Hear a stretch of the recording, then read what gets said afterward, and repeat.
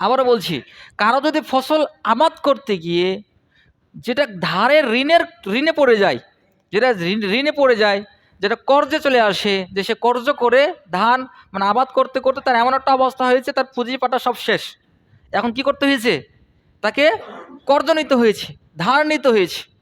তো কারো কাছে যদি ধার নেয় সম্পদ, তখন এই ধারটা আগে সে পূর্ণ করবে, শোধ করবে।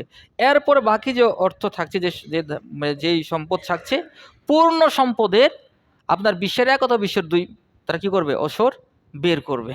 ভুল কথা বুঝবেন। আবার অনেকে মনে করেন ব্যাংকের টাকা জমা রেখেছেন, ব্যাংকে বিভিন্ন জায়গায় টাকা জমা রেখেছেন, আর এই ডিলারের কাছে যা বাকি নিচ্ছেন, তখন ওই টাকা শোধ করে তারপরে করবেন, এরকম চিন্তা করিয়েন না। এখানে যেটা কর্জের ব্যাপার আছে, কর্জ করতে হয়েছে আপনাকে, আপনার হয়নি, ধার করে আপনাকে আবাদ করতে হয়েছে। ভারতে নাকি বাবরি মসজিদ নতুন করে তৈরি হচ্ছে। বাবরি মসজিদ হচ্ছে, আপনারা জানেন, সাম্প্রতিক ঘটনা। সেখানে মানুষ কত অর্থ ব্যয় করছে, একটু ফেসবুক ইউটিউব খুললেই বোঝা যায় কত মানুষ কতভাবে দান করছে। কেউ কত কোটি কোটি টাকা দিয়ে দিচ্ছে, কেউ নাম জানে না, কেউ নাম জানে না। ঢাকাতে আহসান মসজিদ শেখ আসাদুল্লাহ গালিব স্যার করবেন, খালি ঘোষণা দিলেন যে আহসান মসজিদ হবে, এখানে একটা গুরুত্বপূর্ণ কাজ, কত কোটি কোটি টাকা পড়ছে, লাখ লাখ টাকা, কোটি কোটি টাকা পড়ছে। কিন্তু আমাদের এইখানে এলাকাতে এমন একটা অবস্থা হয়, মাত্র 2-4 হাজার 5 হাজার টাকা নিয়ে আমাদের সমস্যা তৈরি হয়। এগুলোই সমস্যা। মনের ভিতরে কোনো কৃপণতা রাখা যাবে না। আমাদেরকে উদার হস্তে, উদার নিয়তে আপনার দানটা কি করে দিতে হবে? আল্লাহ রাস্তায় করে দিতে হবে। আমরা যদি একটু লক্ষ্য করি যে আমরা 1 লপ্না খাবারে কতটুকু আর চাউল হয়, কতটুকু ভাত হয়, যদি গণনা করে এমনিতে আইডিয়া মতো যদি আমরা বলে থাকি, 1 লপ্না খাবারে যদি আপনার 100 দানা যদি ভাত হয়, তাহলে এই 100 দানার ভিতরে আপনার নিজ ছেঁচে যদি আপনি ফসল আবাদ করে থাকেন, এই 5টা দানা আপনার ফকিরের হক, আপনি আগুন ভক্ষণ করছেন। নাউজুবিল্লাহ। আপনি একবার চিন্তা করেছেন, আপনি খাদ্য গ্রহণ করছেন, 1 লপ্না খাদ্য, প্রতি লপ্না খাদ্যে আপনি গরিব মিসকিন অসহায় ব্যক্তির একটা হক, যেটা আপনার নয়, আল্লাহ তাআলা এটা ফরজ করেছেন, তাদের হকের একটি অংশ আপনার প্রতি লোপনায় আপনার শরীরে প্রবেশ করছে। আর সেই শরীরে প্রবেশ করা থেকে আপনার শরীর তৈরি হচ্ছে, গোস্ত তৈরি হচ্ছে, আপনার হাড় বাড়ছে, আপনার রক্ত ওখান থেকে তৈরি হচ্ছে, এই খাদ্য থেকে। আল্লাহ রাসূল বলছেন এই দেহ জান্নাতে প্রবেশ করবে না। তাহলে এখানে আল্লাহ তাআলা তো বলছেন স্বর্ণের কথা, আল্লাহ সুবহানাহু ওয়া তাআলা করছেন আপনার চাঁদি রূপার কথা বলছেন, রৌপ্যের কথা বলছেন, তো টাকার কথা তো বলেননি। তাহলে টাকা জমা করে রাখলে সমস্যা নাই। বারাকাল্লাহু লানা ওয়া লাকুম ফিল কুরআনিল আযীম ওয়া নাফা'না ওয়া ইয়াকুম বিআয়াতি ওয়া যিকরিল হাকীম ইন্নাহু তাআলা জাওয়াদুন কারীম মালিকুম রাউফুর রহিম। নুমান ইবনে বাশশার রাদিয়াল্লাহু থেকে হাদিস বর্ণিত হয়েছে, রাসূল সাল্লাল্লাহু আলাইহি সাল্লাম বলছেন যে আল হালালু বাইয়িন ওয়াল হারামু বাইয়িন, হালাল এটাও স্পষ্ট, হারাম এটাও স্পষ্ট। ওয়া বাইনাহুমা মুস্তাবিহাতুন, আর এর ভিতরে অনেকগুলো সন্দিহান বিষয় রয়েছে। লা ইয়ালামুহুন্না কাসীরুম মিনান নাস, অনেক মানুষ এগুলো জানে না, অধিকাংশ মানুষ জানে না। হালালও স্পষ্ট, হারামও স্পষ্ট, আর এই হালাল এবং হারামের মাঝে এমন কিছু কিছু সন্দিহান বিষয় রয়েছে, চলে আসে, তখন আপনার মাসলা চলে আসে যে আসলে এটা জায়েজ কি জায়েজ নয়, চলবে কি চলবে না, আমল করব কি করব না, এরকম ধরনের অনেক সন্দিহান বিষয় চলে আসে, অনেক মানুষ সেটা জানে না। তো রাসূল সাল্লাল্লাহু আলাইহি ওয়াসাল্লাম বলছেন ফামানিত্তাকা সুবহাত ইস্তাবরাআত লিদীনিহি ওয়া ইরদিহি, কেউ যদি এই সন্দিহান বিষয় পরিত্যাগ করে, এই সন্দিহান বিষয় থেকে বেঁচে থাকতে পারে, তাহলে সে তার সম্মান এবং তার দিন সে হেফাজত করলো। সুবহানাল্লাহ। তাহলে সন্দিহান বিষয়কে আপনাকে কি করতে হবে? দূর করতে হবে। ওমান ওয়াকা ফিস সুবহাত, কেউ যদি সন্দিহান বিষয়ের মধ্যে পড়ে যায়, সন্দেহের ভিতরে, তারপরে সে আমলটা করলো, কিন্তু সন্দেহ সে আসলে হালাল হলো নাকি হারাম হলো, তারপর সেটা বৈধ হলো নাকি অবৈধ হলো, এই যে একটা সন্দেহের ভিতরে থেকে গেল, এরকম অবস্থা যদি হয়, ওয়াকা ফিল হারাম, সন্দেহের মধ্যে পড়ে যাওয়া মানে হচ্ছে হারামে পড়ে যাওয়া। তার মানে আমাদের প্রত্যেকটা বিষয় স্পষ্ট করতে হবে, যেটা আপনার একেবারে কোরআন হাদিস থেকে অথেন্টিক, সেটির প্রতি আমাদেরকে বেশি গুরুত্ব দিতে হবে। আমাদের যেগুলো মাসলা মাসাইলের ভিতরে যেগুলো কি রয়েছে, ত্রুটিপূর্ণতা রয়েছে, যেগুলোতে মানে অনেক কিছু বিষয় সন্দিহান চলে আসে, সেগুলো থেকে আমাদেরকে দূরে চলে যেতে হবে। এরকম অনেক অসংখ্য খাদ্য, অসংখ্য হারাম বিষয় আমাদের মাঝে প্রচলিত আছে, যেগুলোর ভিতরে কেউ বলেছে জায়েজ, কেউ বলেছে হারাম, এরকম অনেক বিষয় রয়েছে। তো হয়েছে সহিহ বুখারীতে বর্ণিত আছে, মিশকাতের হাদিস নম্বর 2761 নম্বর হাদিস, যেখানে আবু হুরায়রা রাদিয়াল্লাহু তাআলা আনহু তিনি বলেন যে রাসূল সাল্লাল্লাহু আলাইহি সাল্লাম বলছেন যে ইয়াতি আলান নাসি জামানুন, মানুষের উপরে এমন একটা সময় চলে আসবে যে লা ইউবাল ইমরাতু মা আখাযা মিনহু আমিনাল হালাল আমিনাল হারাম, যে মানুষের উপর এমন একটা সময় চলে আসবে যখন মানুষ কোন জায়গা থেকে অর্থ উপার্জন করছে, সে কি আসলে হালাল উপার্জন করছে নাকি হারাম উপার্জন করছে, এই সব বিষয়ে সে কোনো পরোয়া করবে না। মানুষের মানে কোনো পরোয়াই করবে না যে আসলে সে ইনকামটা কেমন করছে, সে হালাল করছে ইনকাম নাকি হারাম করছে। এজন্য তো আমি একটা বিষয় বলি যে আজকে আমরা জীবিকা নির্বাহের জন্য, পৃথিবীতে বেঁচে থাকার জন্য আমরা খাদ্য গ্রহণ করি। এই খাদ্যটা যদি বৈধ না হয়, এটা যদি হারাম হয়, তাহলে রাসূল সাল্লাল্লাহু আলাইহি ওয়াসাল্লাম হাদিসে কি বলেছেন, লা ইয়াদখুলুল জান্নাতা জাসাদুন গুদিয়া বিল হারাম, যে দেহ হারাম ভক্ষণ করে, যে দেহ হারাম ভক্ষণ করে তৈরি হয়, সে দেহ জান্নাতে প্রবেশ করবে না। কত ভয়ঙ্কর মারাত্মক হাদিস। আল্লাহ রাসূল সাল্লাল্লাহু আলাইহি ওয়াসাল্লাম বলছেন, যে দেহ হারাম দ্বারা গঠিত হয়, হারাম ভক্ষণ করে, সেই দেহ কখনো কি করবেন না, জান্নাতে প্রবেশ করবে না। কত ভয়ঙ্কর এবং মারাত্মক হাদিস। আজকে আমরা যদি একটু লক্ষ্য করি, যে সমস্ত ব্যক্তি আজকে আমরা মুসলিম সমাজে বসবাস করছি, আল্লাহ সুবহানাহু ওয়া তাআলার নিয়ামত গ্রহণ করছি, কিন্তু আমরা ওসর বের করছি না।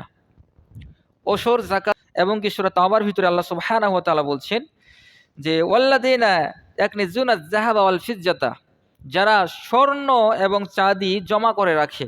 এখানে আরেকটা বিষয় আমরা বলে দিই, তাহলে এখানে আল্লাহ তাআলা তো বলছেন স্বর্ণের কথা, আল্লাহ সুবহানাহু ওয়া তাআলা করছেন আপনার চাঁদি রূপার কথা বলছেন, রৌপ্যের কথা বলছেন, তো টাকার কথা তো বলেননি। তাহলে টাকা জমা করে রাখলে সমস্যা নাই, এরকম অনেকের প্রশ্ন আসতে পারে। তো স্পষ্ট একটা বিষয় মনে রাখবেন, আমাদের পুরো সিস্টেম, অর্থনৈতিক সিস্টেমটা কিসের ভিত্তিতে চলে?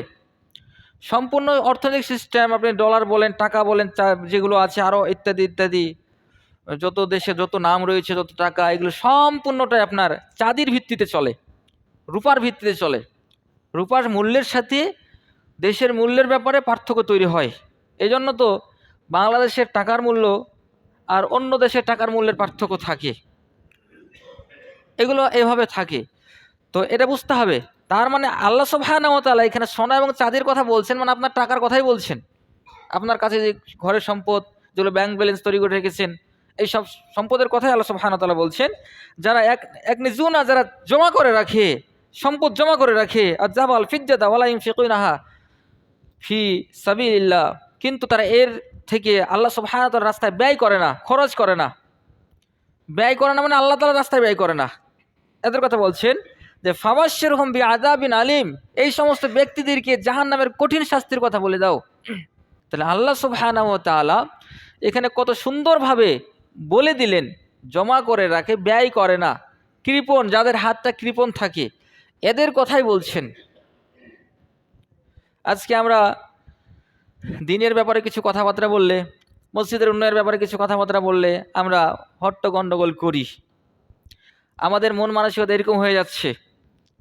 কিন্তু আমরা একটা জিনিস চিন্তা করি না, আমাদের কাছে যে সম্পদ আছে এগুলো তো সাময়িক, এগুলো সাময়িক, আজকে একদিক দিয়ে যাওয়ার একদিক দিয়ে আসবে।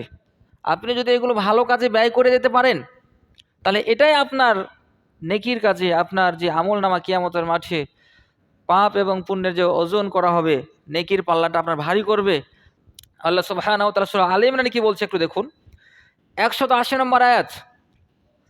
আল্লাহ সুবহানাহু ওয়া তাআলা স্পষ্টভাবে বলছেন যে ওয়ালা ইয়াহসাবান্নাল্লাযীনা ইয়াবখুলুনা বিমা আতাহুমুল্লাহু মিন ফাদলিহি, এই যে কৃপণতা করেছে, ইয়াবখুলুনা ইয়াহসাবান্নাল্লাযীনা ইয়াবখুলুনা, এই যে কৃপণতা করেছে এই সম্পদ দান করার ব্যাপারে, এই কৃপণতা করাটা তাদের জন্য কল্যাণকর, এটা যেন তারা মনে না করে, এটা তাদের জন্য অকল্যাণকর। বাল ওয়া শাররুল লাহুম, এমনকি আল্লাহ সুবহানাহু ওয়া তাআলা বলছেন সায়ুতাওয়াকুনা, তাদেরকে পেঁচিয়ে দেওয়া হবে, মা বাখিলু বিহি ইয়াউমাল কিয়ামা, তারা যে কৃপণতা করেছে তাদেরকে এর দ্বারা তাদেরকে কী করা হবে, সাইতাওয়াকুনা, পেঁচিয়ে দেওয়া হবে। যে সম্পদ কৃপণতা করা হয়, যেই সম্পদ আল্লাহর রাস্তায় ব্যয় করা হয় না, যেই সম্পদের যাকাত বের করা হয় না, যেই সম্পদের ওসর বের করা হয় না, এটি মারাত্মক আপনার আমার জন্য শাস্তির কারণ হবে। ইমাম সাহেব দোয়া করলো কি করলো না, কেউ কিছু দোয়া করলো কি করলো না, এই বিষয়ে আপনি কখনো কি করবেন না, মনের ভিতরে কৃপণতা করবেন না। আল্লাহ সুবহানাহু ওয়া তাআলার পক্ষ থেকে দুজন ফেরেশতা নিযুক্ত করা হয়েছে। তারা কি করবে, যারা আল্লাহর রাস্তায় ব্যয় করে, খরচ করে, এদের জন্য দোয়া করে, ফেরেশতা দোয়া করে, এটা আল্লাহ তাআলার পক্ষ থেকে। ভারতে নাকি বাবরি মসজিদ নতুন করে তৈরি হচ্ছে। বাবরি মসজিদ হচ্ছে, আপনারা জানেন, সাম্প্রতিক ঘটনা।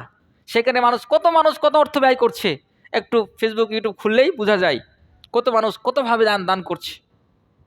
কেউ কত কোটি কোটি টাকা দিয়ে দিচ্ছে, কেউ নাম জানে না, কেউ নাম জানে না। ঢাকাতে আহসান মসজিদ শেখ আসাদুল্লাহ গালিব স্যার করবেন, খালি ঘোষণা দিলেন যে আহসান মসজিদ হবে, এখানে একটা গুরুত্বপূর্ণ কাজ, কত কোটি কোটি টাকা পড়ছে, লাখ লাখ টাকা, কোটি কোটি টাকা পড়ছে। কিন্তু আমাদের এখানে এলাকাতে এমন একটা অবস্থা হয়, মাত্র 2-4 হাজার 5,000 টাকা নিয়ে আমাদের সমস্যা তৈরি হয়। এগুলোই সমস্যা। মনের ভিতরে কোনো কৃপণতা রাখা যাবে না। আমাদেরকে উদার হস্তে, উদার নিয়তে আপনার দানটা কি করে দিতে হবে, আল্লাহ রাস্তায় করে দিতে হবে। আল্লাহ রাসূল সাল্লাল্লাহু আলাইহি ওয়াসাল্লাম কি বলেছেন হাদিসে, প্রথম হাদিস সহিহ বুখারীর, ইন্নামাল আমালু বিন্নিয়াত, সমস্ত আমল আপনার নিয়তের উপর হবে। যেই নিয়তে আপনি দান করবেন, যে নিয়তে যে আমলটা করবেন, ওই নিয়তেই আপনার গ্রহণীয় হয়েছে বলে গ্রহণযোগ্য হবে আল্লাহ তাআলার কাছে। তো প্রথমত একটু করার চেষ্টা করলাম যে হারাম ভক্ষণ করলে খুব কঠিন মারাত্মক বিষয় হয়েছে।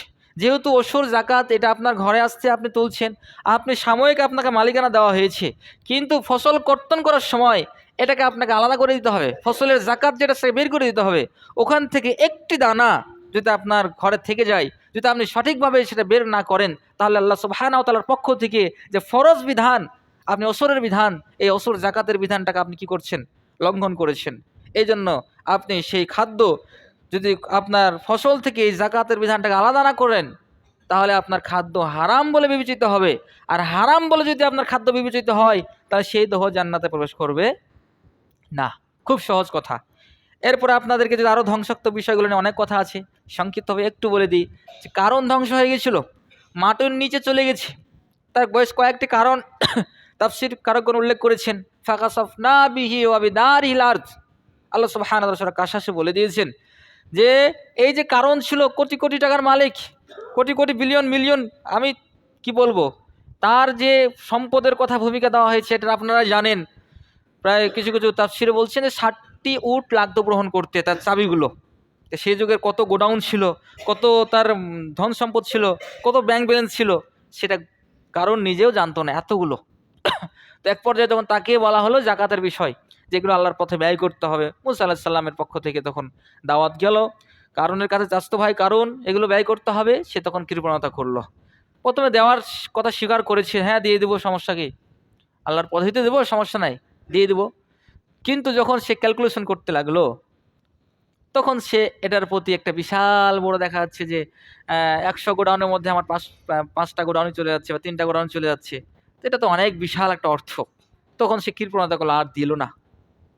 ঠিক তেমনই আমাদের মাঝেও এরকমও হয়। আজকে যাদের সম্পদ কম আছে, হ্যাঁ, অল্প সম্পদের ভিতরে আপনি বলছেন যে মাত্র 2-4 ধারা মানে সম্পদ বের হবে, এগুলো তো দিতে সমস্যা হয় না। কিন্তু অনেক মানুষ আছে এরকম, যখন সম্পদটা বেশি হয়ে যায়, তখন দেখে যে এতগুলো ধান চলে যাচ্ছে, তখন কৃপণতা করে ফেলে, কৃপণতা হয়ে যায়। তো যদি আপনাকে বলা হয় যে আপনি 1 লোক না খাবার খাচ্ছেন, 5টা দানা আপনি আলাদা করে দেন, তো 5টা দানাই তো মাত্র, তখন এটা আপনার কাছে ছোট মনে হবে। কিন্তু যখন এটাকে একত্রে করে একটা বড় হয়ে যাচ্ছে, তখন মানুষ ওই কারণের মতো কি হয়ে যায়, তখন কৃপণতা তাদের মানুষের চলে আসে যে এতগুলো সম্পদ একবারে বের হয়ে যাচ্ছে, মানুষকে দিয়ে দিব, হ্যাঁ, এরকম একটা অবস্থা তৈরি হয়। তো কারণ ধ্বংস হয়ে গেছিল। কারণ ধ্বংসের ব্যাপারে এটা একটা কারণ, সে সম্পদ দিতে অস্বীকার করেছে। আর একটা কারণ, সে অহংকার করেছে, টাকনুর নিচে কাপড় পরিধান করতো, কাপড় ঝুলিয়ে ঝুলিয়ে পড়তো, সে স্বর্ণ পরিধান করতো, সে জাঁকজমকভাবে চলাফেরা করতো। এই অহংকার তার আরেকটি কারণ। আরেকটি কারণের কথা তাফসীরে পাওয়া যায়, ইবনে কাসির বলা হয় যে কারণ যখন ধ্বংস হয়ে যায়, তার পূর্বে মানে যেহেতু নবুয়ত দেওয়া হয়েছে মুসা আলাইহিস সালামকে, এই মুসা আলাইহিস সালাম নবুয়ত পাওয়ার কারণে এলাকার মানুষ তাকে খুব সম্মান করে, কিন্তু কারণকে কেউ সম্মান এই মুসাকে যেমন করছে এমনটা করে না, তার এত সম্পদ আছে, সে তখন হিংসা করলো, ঈর্ষা করলো কার উপরে? মুসার উপরে। মুসাকে মানুষ সম্মান করছে, আমাকে করছে না কেন? এই যে একটা বিষয় তৈরি হলো, তখন শেষ পর্যন্ত এক পতিতা মহিলাকে দিয়ে খারাপ প্রস্তাব দেওয়ার কথা বলল। শেষ পর্যন্ত যা হলো, মুসা আলাইহিস সালাম বক্তৃতা দিচ্ছে, একজন মহিলা খারাপ প্রস্তাব দিচ্ছে, যে বলছে তুমি আমার সাথে এই করেছো সেই করেছো, তুমি আজকে এখানে বক্তব্য দিচ্ছ, এই সে অবস্থা। তো শেষ পর্যন্ত মুসা আলাইহিস সালাম আল্লাহ তাআলার কাছে ফরিয়াদ করলেন, দোয়া করলেন। তো আল্লাহ সুবহানাহু ওয়া তাআলা তখন সেভাবেই মুসা কালামুল্লাহ, আল্লাহ তাআলা বলে দিলেন, তা তখন জিজ্ঞাসা করো কেন সে কথা বলছে। তো যাই হোক, সর্বোপরি এই মহিলা তখন এই মহিলার অন্তরে ভয় কম্পিত হয়ে গেল আল্লাহ তাআলার পক্ষ থেকে, তখন এই সব সত্য কথা বলে দিল। তো যে কারণ চেষ্টা করেছিল যে মুসা আলাইহিস সালামকে অপমানিত করবে, তার প্রতি চক্রান্ত করছে, তো তার সমস্ত চক্রান্ত, যাকে দিয়ে চক্রান্ত করা হয়েছিল তাকে দিয়েই আল্লাহ সুবহানাহু ওয়া তাআলা চক্রান্তের জট খুলে দিয়েছেন। তো এখন মুসা আলাইহিস সালামের সম্মান মর্যাদা ধ্বংস করার জন্য যে কাজ করেছিল, কিন্তু মুসা আলাইহিস সালামের সম্মান মর্যাদা ধ্বংস হয়নি, মুসা আলাইহিস সালামের সম্মান আরও বৃদ্ধি পেয়েছিল। এই জিনিসটা আমাদেরকে ভুলে গেলে হবে না। সর্বোপরি ঘটনা ঘটলো মুসা এবং কারুন, এই যে ঘটনা, কারুনের কিভাবে ধ্বংস হয়েছিল দেখুন। ফাখাসাফনা বিহি, আল্লাহ সুবহানাহু ওয়া তাকে ধ্বংস করে দিয়েছিল, তলিয়ে দিয়েছিল। অবিদারিহিল আরদ, আর তার যে বড় বড় অট্টালিকা, এই যে গোডাউন, বিশাল বড় বড় গোডাউন, বিশাল বড় বড় অট্টালিকা, বিশাল বড় বড় রাজপ্রাসাদ, এই যে কত কোটি কোটি টাকার, বিলিয়ন মিলিয়ন টাকার সম্পদ, সেই সহ এবং তার সম্পদ এবং তার দলবল, তার যারা অনুসরী ছিল সকলকে মাটির নিচে দাবিয়ে নিয়েছে। কথা বললে অনেক সময় চলে যাবে, লম্বা ঘটনা। তো সে যেতেই আছে, কিয়ামত পর্যন্ত মাটির নিচে যেতেই থাকবে। কঠিন মারাত্মক বিষয়, এজন্য কৃপণতা করা যাবে না। হারাম ভক্ষণ করার পরিণতি খুব খারাপ, মারাত্মক এবং ভয়ঙ্কর। সূরা কলামের আয়াতগুলো হয়তো তেলাওয়াত করার চেষ্টা করছিলাম, কিন্তু ওখানে আজকে আর থাকছি না, সামনে এগিয়ে যাই। জাকাতের অনেক ফজিলত আছে, সেই ফজিলতগুলো যদি আলোচনা করি তা অনেক সময় লেগে যাবে, সময় সংকীর্ণ। আমরা একটু জাকাত ও শরীর বিধানগুলো নিয়ে একটু আলোচনা করার চেষ্টা করি, যে আমাদের মাঝে যদি যে প্রশ্নগুলো আসতে পারে যে কতটুক ফসল থাকলে আমার উপর জাকাত বা ওসর দেওয়াটা ফরজ হবে, আমার জন্য আমাকে দিতে হবে, বাধ্য থাকতে হবে, কতটুক ফসল থাকলে। এ বিষয়ে সহিহ বুখারীতে হাদিস বর্ণিত হয়েছে, 1484 নম্বর হাদিসটা খুলবেন। রাসূল সাল্লাল্লাহু আলাইহি সাল্লাম স্পষ্টভাবে বলে দিয়েছেন যে লাইসা ফিমা আকাল্লু মিন খামসাতি আওসাকিন সাদাকা, যে 5 ওয়াসাকের কম পরিমাণ যাদের শস্য আছে, যাদের উপার্জিত, যাদের কি আছে, 5 ওয়াসাকের কম যদি কারো শস্য ফসল হয়, তাহলে এর কম থাকলে তাকে কি দিতে হবে না, আপনার ওসর তার উপর ফরজ হবে না, জাকাত ফরজ হবে না। তাহলে 5 ওয়াসাক এটা কি? 5 ওয়াসাক হলো মোটামুটিভাবে 18.5 মণ, 18.5 মণ। তার মানে কারো সম্পদ যদি 18.5 মণ হয়ে যায়, তখন তাকে কি করতে হবে? তাকে ওসর বের করতে হবে, ওই সম্পদের ওসর তার উপর ফরজ, তাকে দিতে হবে। যদি 18 মণের থেকে আপনি কম হয়ে যায়, 18.5 মণ থেকে আপনার যদি কম থেকে সম্পদ হয়, তখন আপনাকে কি করতে হবে না, ওসর বের করতে হবে না। এটা প্রথম কথা। দ্বিতীয় কথা হচ্ছে, 20 মণে 1 মণ দিব না 2 মণ দিব, কখন কোনটার বিধান কখন কিভাবে হবে? তো যেহেতু মাসআলা হচ্ছে, যদি আল্লাহ সুবহানাহু ওয়া তাআলা বৃষ্টির পানিতে যদি হয়, বৃষ্টির পানিতে হয়েছে ফসল, তখন কি করতে হবে? আপনাকে 20 ভাগের 2 ভাগ দিতে হবে। কিন্তু যদি আপনি সেচের পানিতে নিজ খরচে করেন, তাহলে তখন আপনাকে কি করতে হবে? 20-এর 1 ভাগ দিতে হবে। তো এখন প্রশ্ন হতে পারে যে আপনি সেচ দিয়েও কি করেছেন, আবাদ করেছেন, সেচের পানিও ওখানে গেছে, আবার দেখা যাচ্ছে যে আপনার বৃষ্টির পানিও হয়েছে, একত্রে দুটাই হয়েছে একসাথে, এই ক্ষেত্রে কী করবেন? এক্ষেত্রে সহিহ ফিকহুস সুন্নাহ আপনার 2 নম্বর খণ্ডের 45 নম্বর, আর আগেরগুলো যেগুলো বললাম সহিহ ইবনে খুজাইমা শারহুল কবির 2 নম্বর খণ্ডের 563 নম্বর পৃষ্ঠা, এবং সালেহ আল উসাইমিন বর্ণিত শারহুল মুমতে এর 6 নম্বর খণ্ডের আপনার 78 নম্বর পৃষ্ঠাতে আপনার খুললে এগুলো পেয়ে যাবেন। আর বিশেষ করে সৌদি আরবের গুরুত্বপূর্ণ একটি ফতোয়ার কিতাব, সেটা হচ্ছে ফতোয়া লাজনাত দায়মা, সেখানে 9 নম্বর খণ্ডের 176 নম্বর পৃষ্ঠাতে আপনারা এটুকুর সমাধান পেয়ে যাবেন।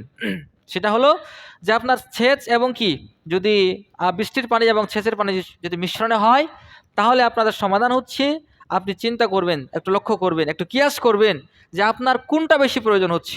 আপনার আসমান থেকে বৃষ্টির পানিটা বেশি বেশি হয়েছে, নাকি আপনার সেচের পানিটা আপনি খরচ করে বেশি দিয়েছেন?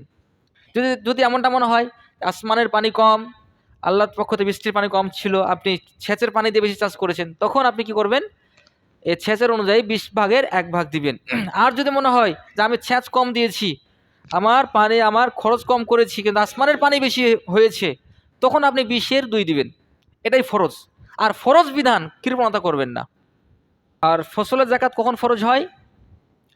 এটা আল্লাহ সুবহানাহু ওয়া তাআলা সূরা আনামের 141 নম্বর আয়াতে আল্লাহ তাআলা বলছেন যে ওয়া আতু হাক্কাহু ইয়াওমা হাসাদিহি। আল্লাহ সুবহানাহু ওয়া তাআলার বিধান এটা যে ফসলের যাকাত আপনি কখন বের করবেন, এর সমাধান আল্লাহ সুবহানাহু ওয়া তাআলা বলছেন যে ওয়া আতু হাক্কাহু ইয়াওমা হাসাদি। ফসল যখন কর্তন করছো, কর্তন করে যখন ফসল আপনার এই যে আলাদা করা হচ্ছে, ফসলের যে প্রসেসিংটা করা হচ্ছে, যখন করা হয় ইয়াওমা হাসাদিহি, এই যে মাঠে ফসল যখন আপনি আলাদা করছেন, এই মাঠে এই ফসলের হক তাদেরকে বের করে দিতে হবে। তার মানে কখন? এটা যখন আপনি গুদামজাত করবেন, যখন আপনি জমা করে রাখবেন, যখন আপনি আপনার কুঠি বা আপনার গলায় বা আপনি ধান বিক্রি করে দিচ্ছেন, তার আগ দিয়ে মাঠে আপনার কি করতে হবে? এই হকটা আদায় করে দিতে হবে। আপনি সব খরচ বাদ দিয়ে আপনি ওসর জাকাত বের করবেন, ওসরটা বের করবেন, নাকি ওটা সহকারে? এখানে খুব গুরুত্বপূর্ণ বিষয়। এই বিষয়ে কিন্তু হাদিস আছে। রাসূল সাল্লাল্লাহু আলাইহি ওয়াসাল্লাম স্পষ্টভাবে হাদিস বলে দিয়েছেন। তবে কয়েকটি বইয়ের কিতাবের নাম উল্লেখ করে আমি কথাগুলো বলবো। সেটা হচ্ছে সুনানুল কুবরা লিল বাইহাকি, হাদিস নম্বর 7856 নম্বর হাদিস, না 58 নম্বর হাদিস। আর আরেকটা হচ্ছে ওই একই হাদিসের 7397 নম্বর হাদিস। এই দুইটি হাদিস যদি আপনি খুলে দেখেন, তাহলে আপনি বুঝতে পারবেন যে আপনার সম্পদের যে খরচের কথা বলা হচ্ছে, যে আপনি সব খরচ বাদ দিয়ে আপনি ওসর জাকাত বের করবেন, ওসরটা বের করবেন, নাকি ওটা সহকারে? এই যে এখানে তারপরে ওই হাদিসে বলছেন যে ইয়াবদাউ বিমা ইস্তাকরাজা সুম্মা ইউজাক্কি মা বাকিয়া। এখানে দেখেন বলছেন যে ইয়াবদাউ, প্রথমে কি কাজ হবে? তো বলছে যে যে ইয়াবদা বিমা ইস্তাকরাজা, কর্জ, যে কর্জ করা হয়েছিল, যেটা ধার করা হয়েছিল, এটা এই ফসল আবাদ করার জন্য, শুধু কর্জটা যেটা ধার করা হয়েছে, সে ধারটাকে সে শোধ করবে। আবারও বলছি, কারো যদি ফসল আবাদ করতে গিয়ে যেটা ধারের ঋণে পড়ে যায়, যেটা ঋণে পড়ে যায়, যেটা কর্জে চলে আসে, যে সে কর্জ করে ধান মানে আবাদ করতে করতে তার এমন একটা অবস্থা হয়েছে, তার পুঁজি পাটা সব শেষ। এখন কি করতে হয়েছে? তাকে কর্জ নিতে হয়েছে, ধার নিতে হয়েছে। তো কারো কাছে যদি ধার নেয় সম্পদ, তখন এই ধারটা আগে সে পূর্ণ করবে, শোধ করবে। এরপরে বাকি যে অর্থ থাকছে, যেই সম্পদ থাকছে, পূর্ণ সম্পদের আপনার 20-এর 1 অথবা 20-এর 2 তারা কি করবে? ওসর বের করবে। এটা হচ্ছে বিষয়। আপনারা এখানে কখনো সংমিশ্রণ করবেন না। কথাটা যদি ক্লিয়ার না হয়, আবারও কথা ক্লিয়ার করে দিচ্ছি। শুধুমাত্র আপনার অতটুকু অর্থ আপনি আলাদা করে রাখতে পারবেন, যেটা আপনার উৎপাদন করতে যেটা ঋণ হয়ে গেছে, যেটা আপনার পুঁজি হারিয়ে যে ঋণে পড়ে গেছেন। মূল কথা বুঝবেন। আবার অনেকে মনে করেন ব্যাংকের টাকা জমা রেখেছেন, ব্যাংকে বিভিন্ন জায়গায় টাকা জমা রেখেছেন, আর এই ডিলারের কাছে যা বাকি নিচ্ছেন, তখন ওই টাকা শোধ করে তারপরে করবেন, এরকম চিন্তা করিয়েন না। এখানে যেটা কর্জের ব্যাপার আছে, কর্জ করতে হয়েছে আপনাকে, আপনার হয়নি, ধার করে আপনাকে আবাদ করতে হয়েছে, এটার কথা এখানে বলা হয়েছে। অতএব আপনাকে আমাকে বিষয়গুলো নিয়ে স্পষ্টভাবে বুঝতে হবে, এবং এই মাসআলাগুলো বোঝার জন্য আমাকে একটু কিতাবাদিগুলো ঘাঁটতে হবে, দেখতে হবে এখানে কি বলা হয়েছে।